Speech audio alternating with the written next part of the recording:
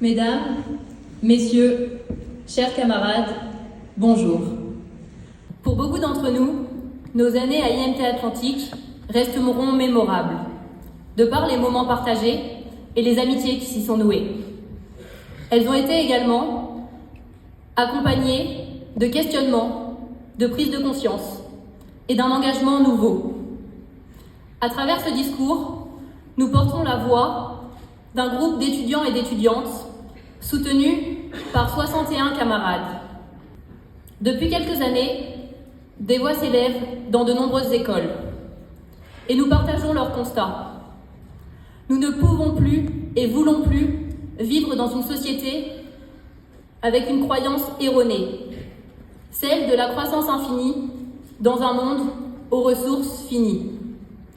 Ce constat, porté par la communauté scientifique, est alarmant. Mais la peur qui en découle ne nous paralyse pas.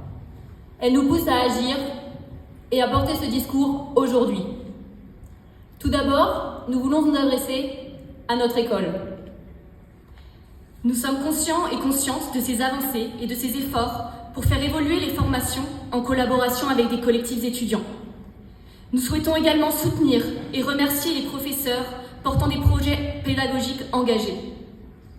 Pourtant, d'après les 220 réponses recueillies dans un sondage soumis aux diplômés, près de 40% de notre promotion pensent ne pas avoir été suffisamment sensibilisés à l'urgence climatique lors de notre cursus. Il faut donc poursuivre et intensifier les actions déjà initiées. Nous aspirons à un changement concret de notre école. Chaque enseignement doit remettre en cause les secteurs d'activité pour lesquels il nous prépare. En prenant en compte l'ensemble de ses impacts sociaux et environnementaux et en proposant des alternatives durables. Cela prend également forme à travers une réflexion au sujet des partenaires et soutiens de notre école.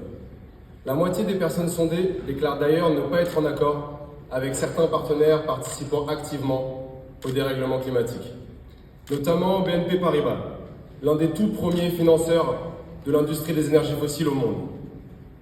Nous n'en voulons plus. Nous souhaitons des partenaires et soutiens alignés avec les objectifs climatiques actuels.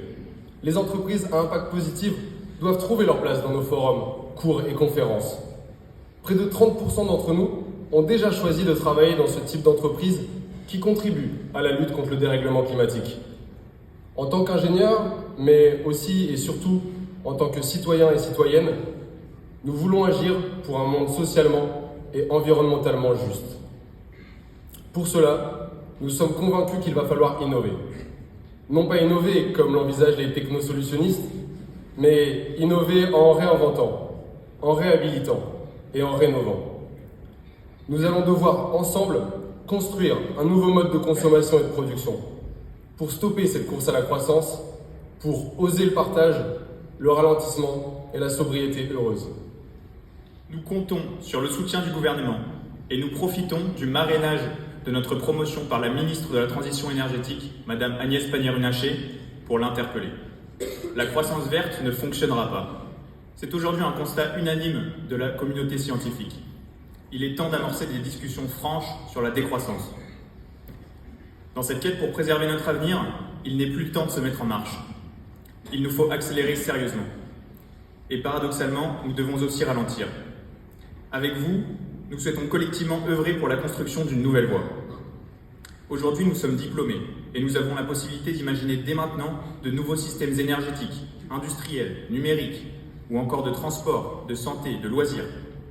Nous appelons nos camarades, nos parents, notre école et le gouvernement à nous accompagner sur cette trajectoire.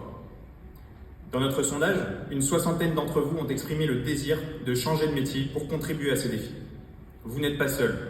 Alors ne doutez plus et lancez-vous. Croyons ensemble à la possibilité d'une alternative.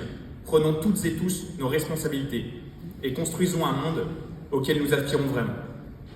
Merci.